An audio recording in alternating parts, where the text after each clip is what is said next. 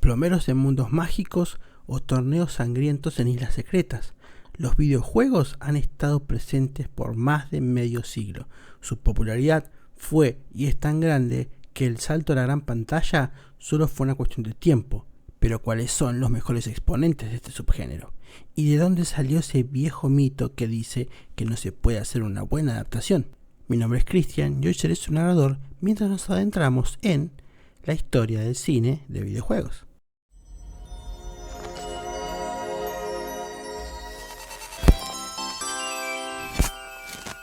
A diferencia de otros subgéneros más añejos, las adaptaciones a videojuego tienen un punto de partida indiscutible, y ese punto fue el 28 de mayo de 1993, el día que se estrenó Super Mario Bros. La película. Pero para llegar a este complicado inicio, repasemos un poco la base de todo esto. Le duela a quien le duela, la fama de Mario no tiene igual. Él es el gran ícono de los videojuegos. Desde su primer juego junto a Donkey Kong, donde llevaba el apodo de Jumpman, hasta su gran obra que lo destacó, el primer Super Mario Bros. De 1985. Para entender por qué este personaje fue el primero en saltar a la gran pantalla, primero hay que entender su popularidad y cómo sus 58 millones de copias vendidas salvaron a la industria después del desastre de 1983 con Atari y el nefasto y a la vez legendario fiasco de E.T. el videojuego. Con controles extremadamente precisos para la época y una aventura llena de color, este plomero y su hermano Luigi se pusieron al hombro el verdadero inicio de los videojuegos, y es por este motivo que varias casas productoras de cine veían en el querido personaje una posibilidad de hacer dinero. Los rumores dicen que incluso Dustin Hoffman intentó comprar los derechos del personaje para darle a Danny DeVito no solo el protagónico de Mario, sino también la dirección.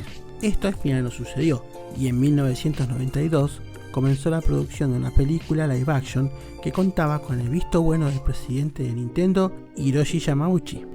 Dirigida por la pareja Rocky Morton y Annabelle Jankel, la primera aventura de Mario se estrenaba en los cines del mundo para ser un total desastre, fracasando en la taquilla y en la crítica, siendo los directores parte de la nueva ola que había creado el personaje de Cyberpunk Max Headroom, el primer presentador creado por computadora. La película de Mario contó con una estética totalmente distinta a lo que se veía en los videojuegos, dejando de lado los prados y las montañas coloridas, para dar paso a unas ciudades subterráneas y corroídas a lo Blade Runner. Este alejamiento tan grosero del material base no solo fue mal recibido, sino que además nos dio, inconscientemente, el primer gran indicio del mal que afectaría a las películas de videojuegos: el ego. Siendo el séptimo arte el gran arte elevado que siempre fue, los primeros años del cine de videojuegos estarían a cargo de personas que no jugaban videojuegos, y no contentos con esto, no tenían la conexión real con los personajes que estaban intentando construir. Esta extraña falta de concordancia fue lo que en parte le sacó chispas a esta película y a las que vendrían. Con una producción caótica que llevó a que los directores no tocaran nunca más una producción cinematográfica, la primera incursión del plomero y de los juegos en el cine había sido un desastre, pero no sería el último, ni el peor.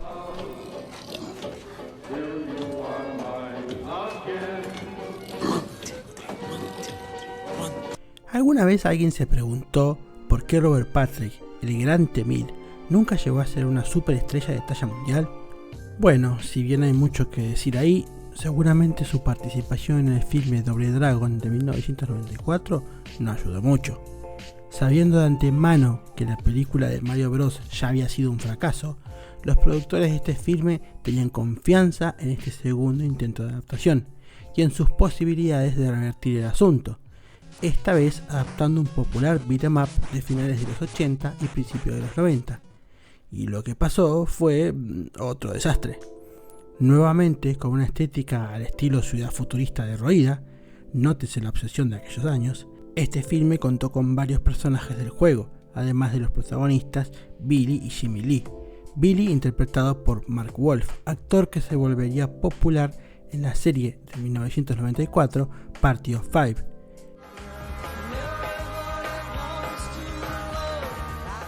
Y Mark Dacascos, el verdadero artista marcial de este dúo, que quizás lo tengan visto de John Wick capítulo 3, pero también actuó como el personaje Kung Lao en la serie de internet Mortal Kombat Legacy 2. Otra adaptación de videojuegos, pero para eso falta un buen rato. Dato de color, el guionista de Double Dragon, Paul Dini, es el responsable de crear al Batman de Batman del futuro, Terry McGinnis, y a la inmensamente popular Harley Quinn. Solo un mes después de este desastre, otra bomba caería en las carteleras, una tan grande que eclipsaría totalmente lo que pasó con Double Dragon. En diciembre de 1994, el juego de pelea más popular de todos hasta el momento decía presente. Street Fighter, la película, merece un video aparte, ya que el desastre de su detrás de cámara es legendario, con un Jean-Claude Van Damme en su mejor momento, pero también en el punto más complicado de su adicción a las drogas. Esta película tenía un protagonista que vivía de fiesta en Tailandia por un lado y al gran Raúl Julia por el otro. Sin lugar a dudas, su Bison es lo mejor de toda la película. No para el mal, para el bien de todos. Carlos Blanco será el primero de muchos que veremos salir de mi laboratorio. Y harán pedazos a cualquier adversario, cualquier credo, cualquier nación, hasta que el planeta entero esté bajo el amoroso puño de la Pax Bisónica. A pesar de estar muriéndose de cáncer, este señor actor aceptó el papel por insistencia de su hijo, un fanático del videojuego. Con Steven de Souza como director, este filme tuvo que hacer malabares para incluir, a pedido de Capcom, a los 15 personajes del juego Street Fighter 2, juego en el que realmente estaba basado. De hecho existe en Street Fighter 1, pero nunca fue realmente popular y poca gente lo jugó. Si contamos bien a los personajes, se podría decir que son 16, ya que la película decide unificar a dos personajes en uno. El amigo de Guile, Carlos Blanca, en realidad es una adaptación de Charlie Nash, un personaje mencionado pero no jugable por aquel entonces, y Blanca, el monstruo del Amazonas. Y he aquí quizás uno de los mejores errores cometidos por un protagonista.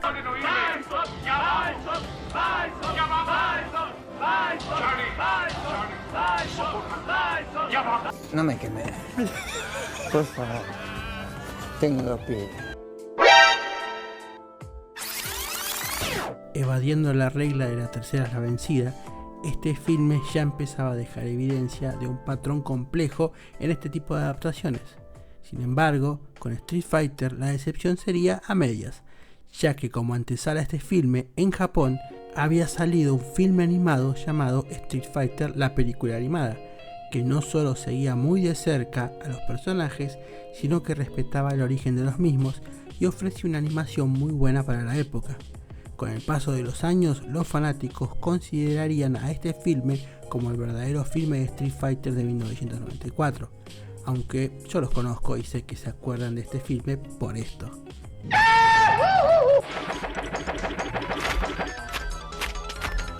Llegó 1995 y la cosa se puso seria.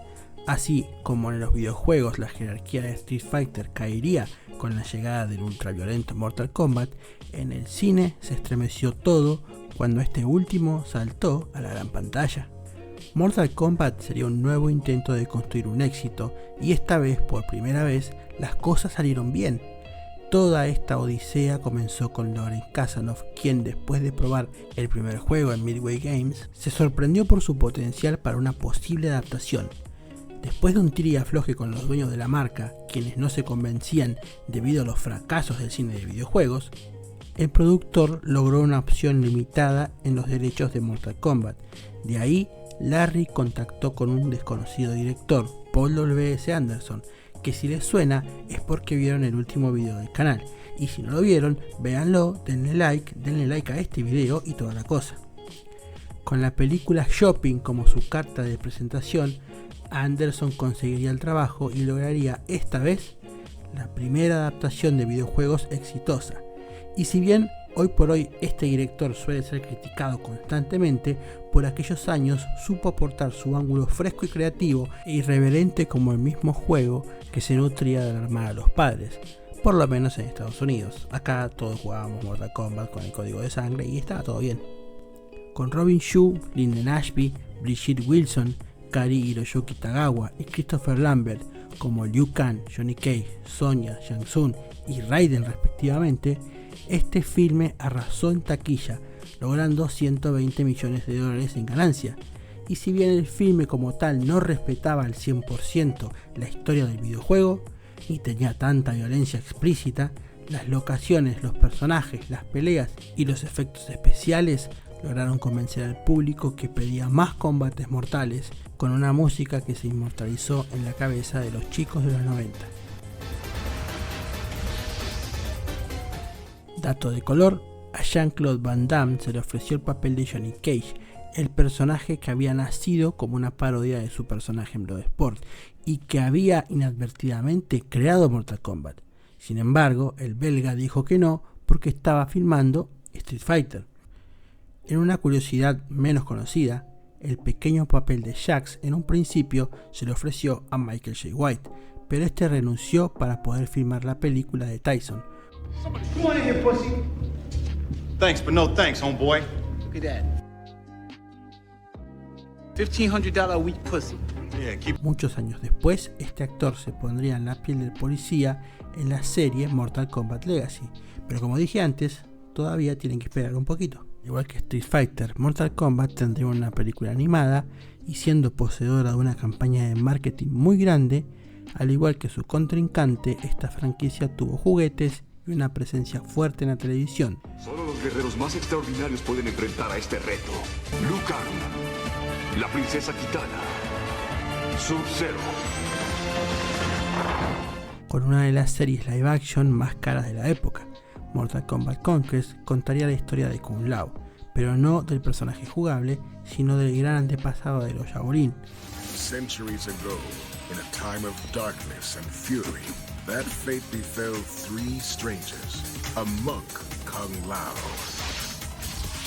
an exiled guard, Zero, and the thief, Taja, who have to do... Por lo que esta producción actuaría como precuela de Mortal Kombat y Mortal Kombat Aniquilación, una de las peores secuelas de la historia de las secuelas. O sea, es tan mala que ni siquiera pueden pegar un fondo verde como la gente. Con casi ningún actor del elenco original y nada del encanto de la película original, este filme fue el que le dio a su franquicia la bienvenida a uno de sus momentos más oscuros. Y si bien este golpe puso en pausa este mundo, las cosas no se detendrían del todo. Sonya Blade, Shao Kahn, please. Todas las películas que mencionamos hasta este momento podrían considerarse como los cimientos de este subgénero. Desde este punto en adelante tendríamos filmes como Wing Commander con Freddie Prinze Jr. y Matthew Lillard, y sería recién en 2001 que dos grandes franquicias llegarían al cine. Primero, la saqueatumbas más popular de los 32 bits, hablamos de Tomb Raider. Sin miedo al éxito, esta película se agendó a la por entonces tremendamente popular Angelina Jolie. La actriz de 60 segundos, Gia e Inocencia Interrumpida, transmitía rebeldía y belleza dentro y fuera de las cámaras, por lo que su elección no decepcionó. Y si bien entre las candidatas estuvo Rhona Mitra, la actriz modelo original de Lara Croft y quien la interpretó en las giras promocionales del juego, el papel necesitaba una protagonista con un peso fuerte, por lo que Jolie se quedó con el papel. Con Ian Glenn, un actor de villanos por excelencia, un joven Daniel Craig y a su padre John Boyd haciendo del padre de Lara, Angelina Jolie se marcó quizás el segundo gran éxito de este subgénero, consiguiendo una muy buena recepción incluso en competencia de filmes como Shrek y Atlantis el Reino Perdido. Seguido a esta película, también en 2001, las apuestas seguían fuertes y fue así como se estrenó Final Fantasy The Spirits Within, una adaptación del popular videojuego RPG Final Fantasy, que para esa época ya iba por su 10º juego. Esta película marcaría otro hito, siendo no solo la adaptación de videojuego más cara hasta ese momento, sino que además fue la primera en usar animación 3D fotorrealista. Con Hironobu Sakaguchi, el creador de la saga, en la dirección, todo parecía ser un éxito asegurado, pero sus 137 millones en costos de producción la volvieron difícil al momento de ser redituable. El ultimado fracaso en taquilla de este filme hasta el día de hoy se considera como uno de los peores en la historia, con las críticas más fuertes apuntando al guión y a su casi nula conexión con los videojuegos o la estética de los mismos. El paseo de Aki Ross fue una joya visual que quizás simplemente estuvo muy adelantada a su época. Llegó el año 2002 y ahora era turno de otra franquicia, una de videojuegos de terror, para ser más específico, de survival horror. Claire! Leon! I'm okay. Head to the station. I'll meet you there. Esta vez no solo dirigía, sino que también escribía Paul W.S. Anderson. Resident Evil llegaba a los cines con la distinción de ser la primera película de temática zombie con un alto presupuesto. Si quieren conocer más en detalle la historia del cine zombie, sus inicios y cómo se construyó todo, pueden ver este video que les dejo acá. Video que hicimos en colaboración con un amigo de la casa, The Uncle Jake. Y si ya lo vieron y se olvidaron de darle like, vayan, denle like, compartan y comenten y hagan todas esas cosas que hacen que este canal crezca un poco más. Retomando. Con el primer juego de la mansión Spencer como base y pequeños toques de Resident Evil 2 y Resident Evil 3 Nemesis, este filme optó por un grupo nuevo de personajes capitaneados por Alice, interpretada por Milla Jovovich, personaje que no existe en los videojuegos y que se volvería cada vez más protagonista a detrimento total de la idea original. Sin embargo, esta primera película no solo gozó de popularidad, sino también de bastante éxito comercial. Años después, cuando la grieta entre el canon del videojuego y el canon de las películas de Anderson se empezó a recrudecer, una serie de películas de animación digital y una miniserie se produjeron exclusivamente dentro del canon de los videojuegos, con Leon S. Kennedy como protagonista. En 2003, la secuela de Tomb Raider se estrenaría con Jean de Bond en la dirección.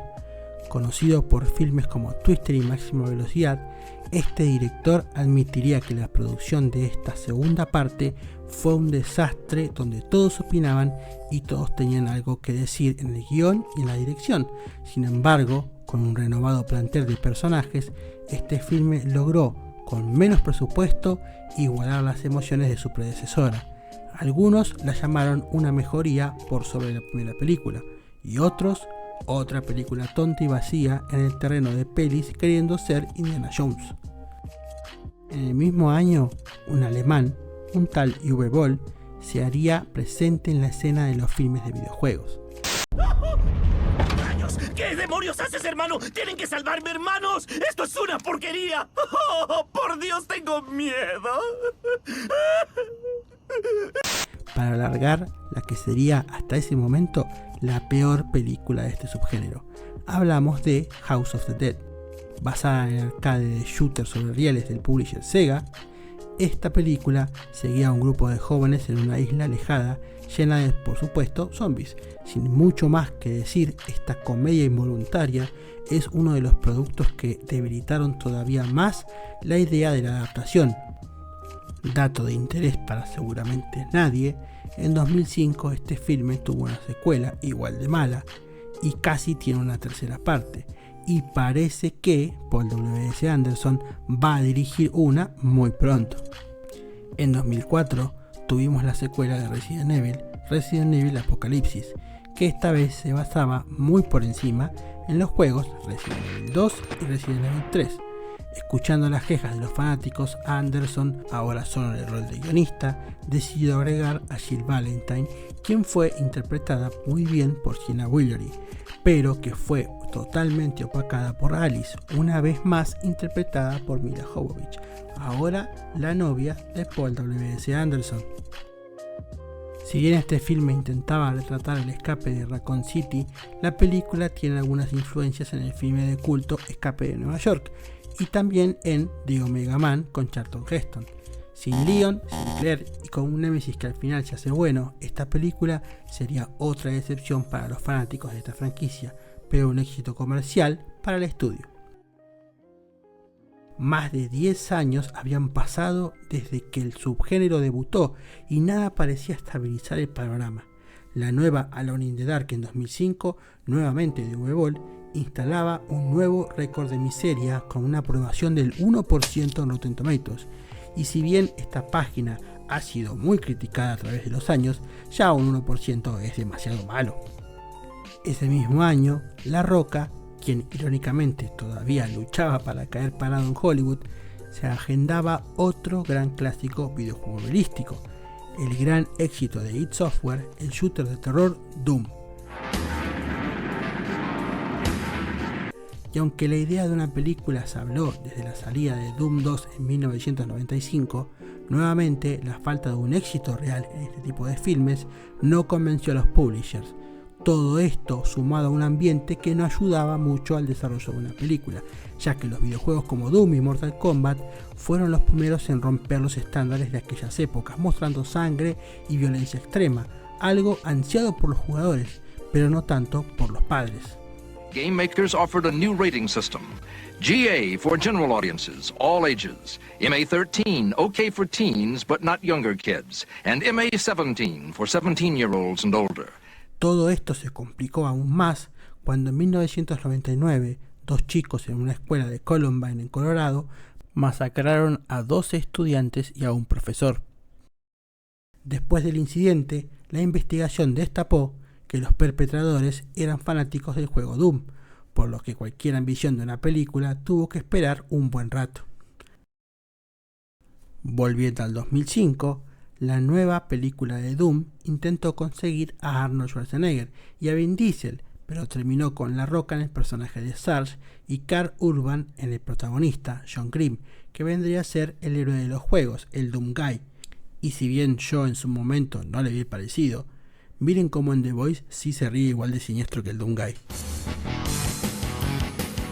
En una curiosidad, el nombre del personaje de La Roca también hace alusión a un personaje, pero no de Doom, sino de Quake, otro gran éxito de id, personaje que se parece muchísimo justamente a Schwarzenegger. Nuevamente, con una crítica durísima, este filme fue todo un fracaso, pero sí les dejó a los fanáticos la icónica escena del FPS, donde tal cual el juego vemos lo que ve el personaje. La película puede ser mala, pero esta escena es genial.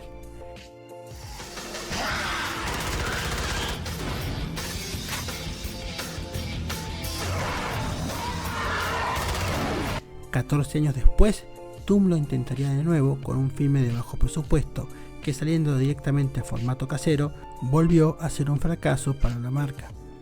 En 2006, y una vez más con Uwe, esta vez el material elegido fue Blood Rain, un videojuego para PlayStation 2, Xbox y PC basado en las aventuras del agente Rain, una mujer cruza de vampiro y humano, una especie de Blade que cumplía misiones a través de la historia de la humanidad. De hecho, en el primer juego hay una misión en la que este personaje está en Argentina porque está persiguiendo nazis.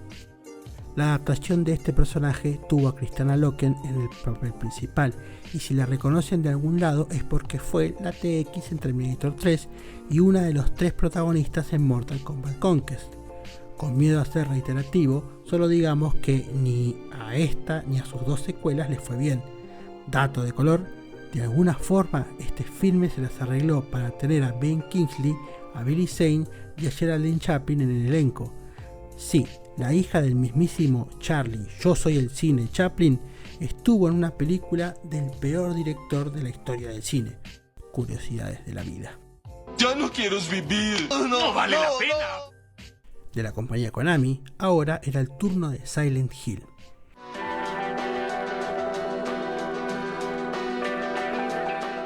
Dirigida por Christoph Gans, este filme seguía la historia de Rose da Silva, quien estaba en la búsqueda de su hija Sharon. Y si bien varias cosas de este filme son debatibles, acá quizás tengamos una de las adaptaciones más fieles al material original.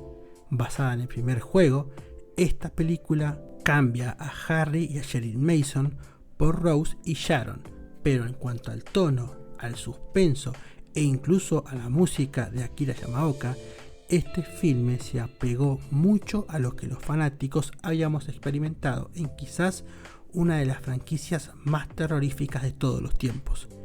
La inclusión de Pyramid Head, sin embargo, sí fue algo que seguramente fue un pedido forzado, ya que no tiene ningún sentido su aparición en esta historia, pero al ser la mascota de la franquicia, este tipo de licencias suelen ocurrir. Después de esto vinieron películas como Dead or Alive, Resident Evil Extinction y Postal. Esta última, basada en gran parte en el juego Postal 2, es una de las películas más irreverentes y abiertamente desagradables de todo este grupo, y curiosamente una de las mejores puntuadas en el nefasto catálogo de, una vez más, Uwe Boll, aunque tampoco es mucho decir, sigue siendo un desastre. Con más adaptaciones fallidas como Hitman, Max Payne y Street Fighter: La leyenda de Chun-Li, este subgénero seguía sin levantar cabeza, teniendo algunas excepciones como la película de 2010 protagonizada por Jake Gyllenhaal, El Príncipe de Persia. Este filme, que adaptó el juego de 2003, Las Arenas del Tiempo, fue un pequeño respiro entre tanta desolación.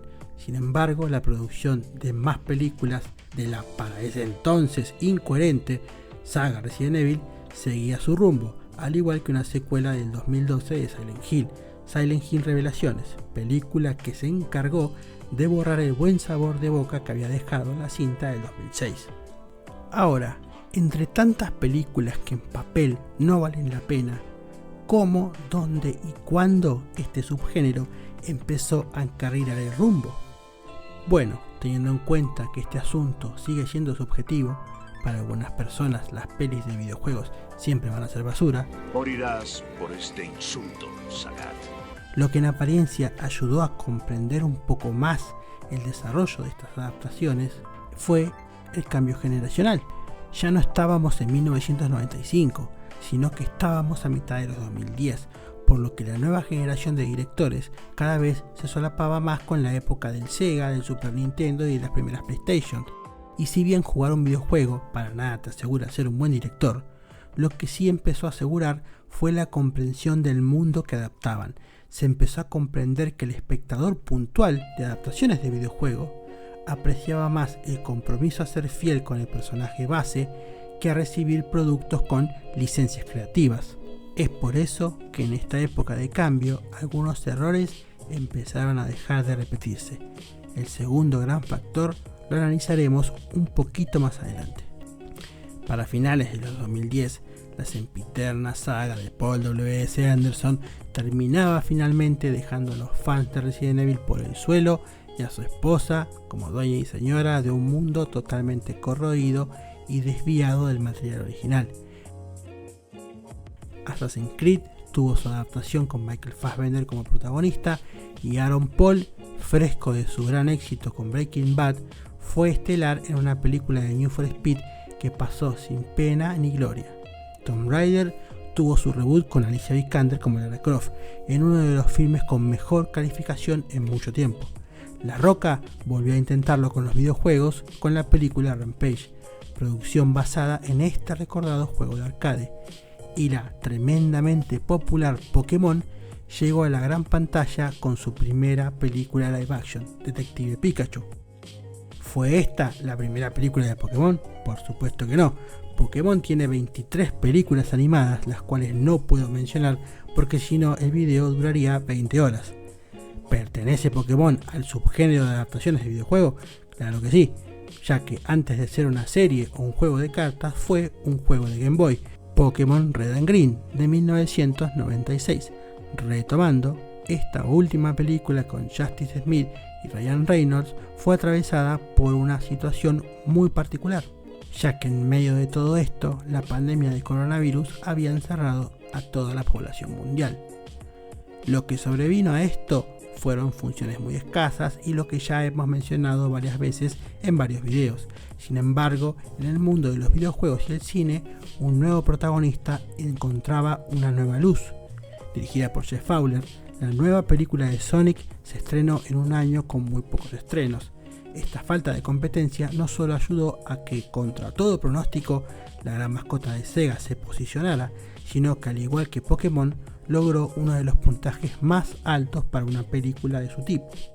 Empezando con el pie izquierdo, la marea de memes y comentarios indignados hicieron que el modelo original de Sonic fuera modificado de cara a una historia simple pero efectiva, que ponía a esta criatura en un mundo real y en una historia de carretera con James Marsden, el actor que seguramente más veces ha hecho equipo con animales en CGI. En diciembre del 2020, Paul W.S. Anderson volvería con su esposa Milla Jovovich, esta vez en otra franquicia, Monster Hunter. La película fracasaría en taquilla, pero sería aplaudida por sus escenas de acción y efectos visuales. Algo es algo, supongo. En 2021, después de muchísimos años lejos de la gran pantalla, Mortal Kombat consiguió su reboot a manos de Simon McQuoid. ¿Recuerdan que les dije que había algo llamado Mortal Kombat Legacy? Bueno, resulta que antes de que este filme tuviese luz verde, la saga transitó un peregrinaje muy duro. Después del tremendo fiasco de Aniquilación en el 97, el dragón tuvo sus propios problemas, pero en el 2010, un director fanático publicó en esta plataforma un corto de 8 minutos con el nombre Mortal Kombat Rebirth. Esta reinvención del mundo Mortal Kombat llevó a que se produjera una serie de internet de 2 temporadas, las llamadas Mortal Kombat Legacy 1 y 2. Serie que hasta se dio el lujo de traer de vuelta a Kari Hiroyuki Tagawa como Shang Tsung. El gran éxito de estos capítulos cortos antológicos fue lo que marcó el camino hacia la película de 2021, que a grandes rasgos logró cumplir con entregar una propuesta satisfactoria. Este filme, a diferencia del filme de 1995, logró hacer uso de la sangre y de la ultraviolencia que destacó a la saga.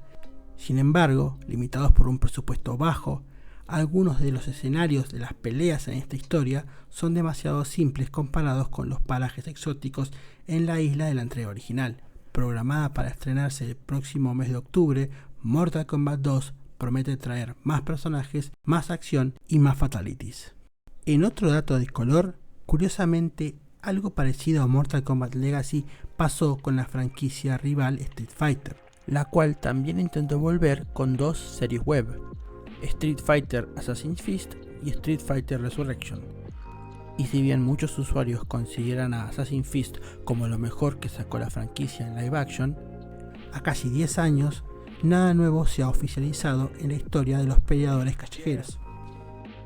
Inaugurando una nueva historia en 2022, Tom Holland se uniría a Mark Wahlberg para protagonizar la adaptación del videojuego exclusivo de PlayStation Uncharted, desatando así el enojo de casi toda la comunidad que consideró el casteo de Holland como una simple movida marketinera.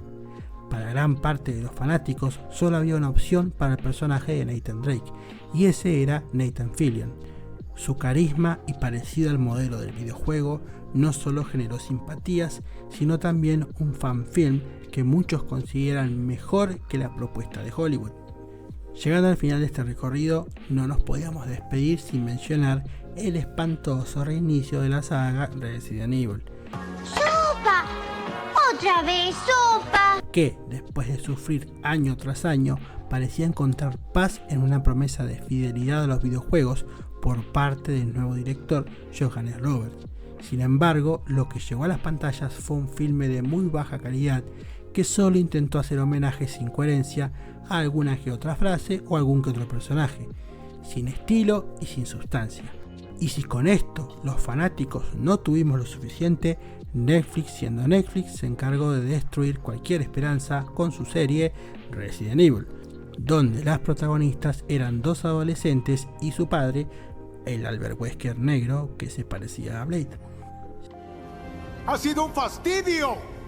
¡Gracias por nada! Sin embargo, el gran éxito de Sonic 2 y subsecuentemente Sonic 3, al igual que el éxito de la serie The Last of Us en HBO Max, empezó a mostrar el gran cambio que tanto se había buscado. De pronto nos encontramos en los 2020 festejando el gran éxito de Super Mario Bros., una película que llegaba 30 años después que su hermana mayor a marcar la diferencia entre aquel cine y este nuevo amanecer que emocionaba a chicos y a grandes.